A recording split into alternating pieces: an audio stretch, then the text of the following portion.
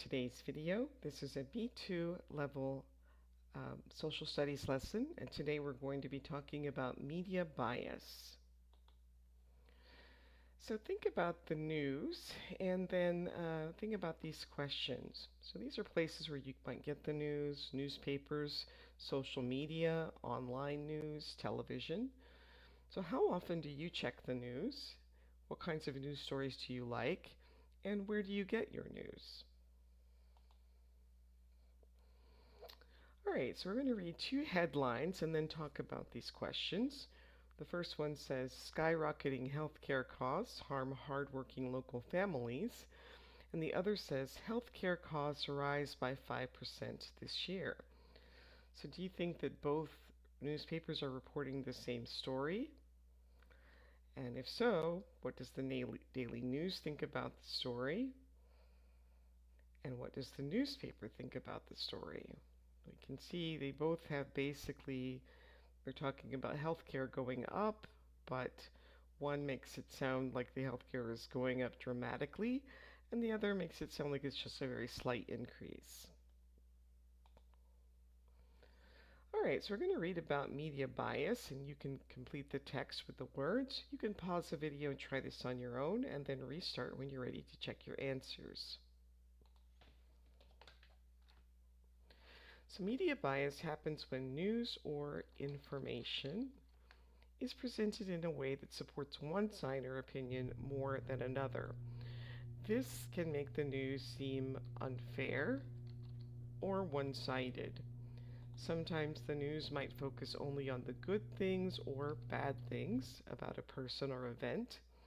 Media bias can affect how we understand what is really happening, so it is important to think carefully about the information we see or hear. So can you think of any examples of media bias that you have seen? And do you think that media bias affects you? All right, so we're going to look at this news report and then I'll ask some questions for you to think about. You can pause the video and read this on your own, or you can follow along as I read. Exciting new school lunch program helps students eat healthier. Our school has started a new lunch program to help students eat better food. The program gives students fresh fruits, vegetables, and tasty meals every day. Teachers say that the students love the new food. Many teachers report students feeling stronger and having more energy. The new lunch program is great for everyone and helps students focus in class. So what is this news story about? Well, it's about a new school lunch program. And where does this news story come from? Well, here we can see it's a website called schoolnews.com. And how does the writer feel about the story, and how do you know? Well, it sounds like this writer is excited about the new program, thinks it's a good idea because they use words like exciting, healthier, um, describing the foods as, fresh, tasty, saying that students love the food, that they feel stronger, have more energy, that it's great, and it helps students focus. So lots of positive um, words to describe the program in this news report. Now we'll read this news report and I'll ask you some questions. New school lunch program leaves students hungry and unhappy. The school has started a new lunch program, but many students don't like the food. Some students say the meals are too small and that they are still hungry after lunch. Others say the food doesn't taste good and they miss the old menu. Teachers have also noticed that some students are tired and not paying attention in class. There is no doubt that the new lunch program is causing problems for both students and teachers. So again, this story, what is it about? It's again about a new school lunch program. Where does the news story come from? This is from a website called dailyschool.com. The writer here has some very negative feelings about this story. Talks about the students are hungry and unhappy. The food doesn't taste good. They miss the old menu. Talks about students being tired, not paying attention, and that it's causing problems for students and teachers. All right, so below are some common techniques that show bias. So you want to match these to the words to the definitions, and then you can restart the video when you're ready to check your answers. All right, so number one, loaded words. That matches with letter F, using strong or emotional words to make the reader feel a certain way. Saying brave instead of confident or disaster instead of problem, for example. Selective facts, that's letter C, only giving certain facts that support one side while leaving out important information from the other side. Exaggeration, that's D, making something sound better or worse than it really is. For example, the best solution ever or a complete failure. Negative or positive tone, that's letter A, choosing words that make something seem good or bad. For example, fantastic versus terrible. Generalizations, that's letter B, saying something is true for everyone or everything when it's only true for some. So, for example, everyone loves this new idea. And imbalance is E, giving more attention to one side of a story, for example, focusing only on the benefits or only on the problems.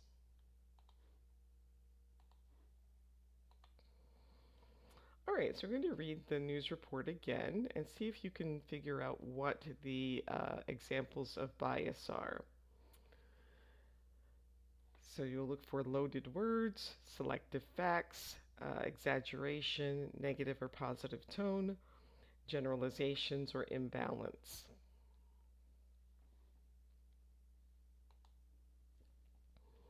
So this text is imbalanced because it focuses only on the positives.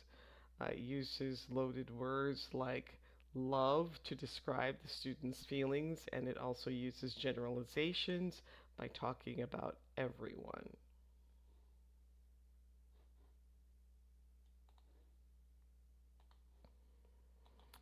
Do the same thing here.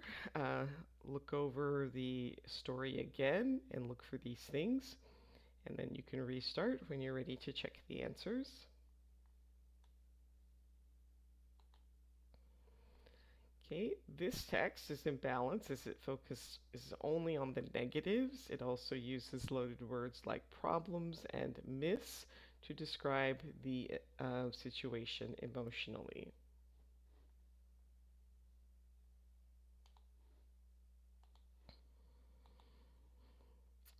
Okay, so now they want you to rewrite the sentences below using the bias techniques and use each technique at least once. So here's an example. The teacher gave the class more homework today. And so the mean teacher unfairly gave the class a mountain of homework today. So that's a negative tone um, and loaded words and exaggeration. Okay, so go ahead and try that on your own.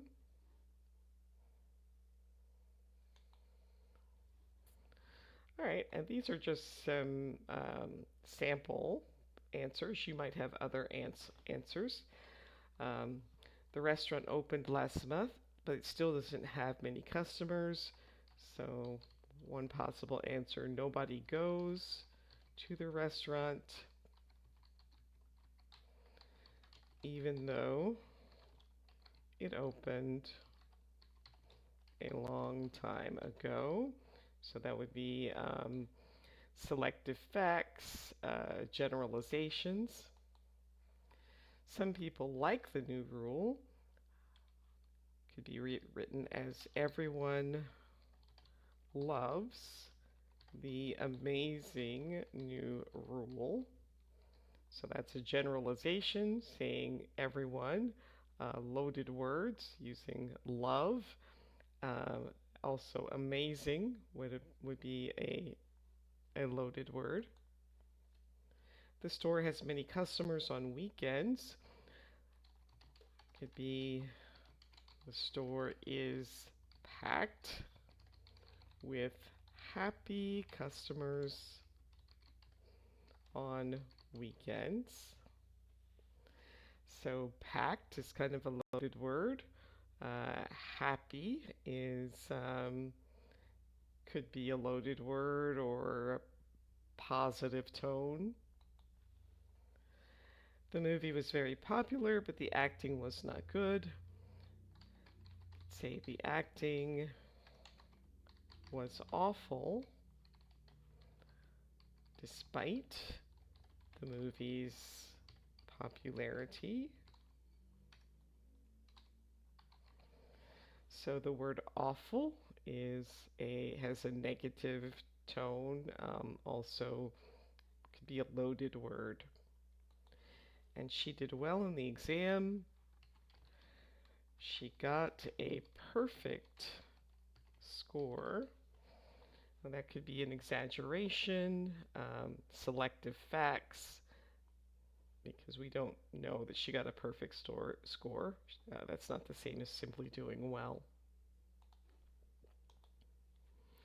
All right, so think about these questions below. So, which news sources do you think have the most bias and why? And which news sources do you think have the least bias? And how can people make sure they get correct information?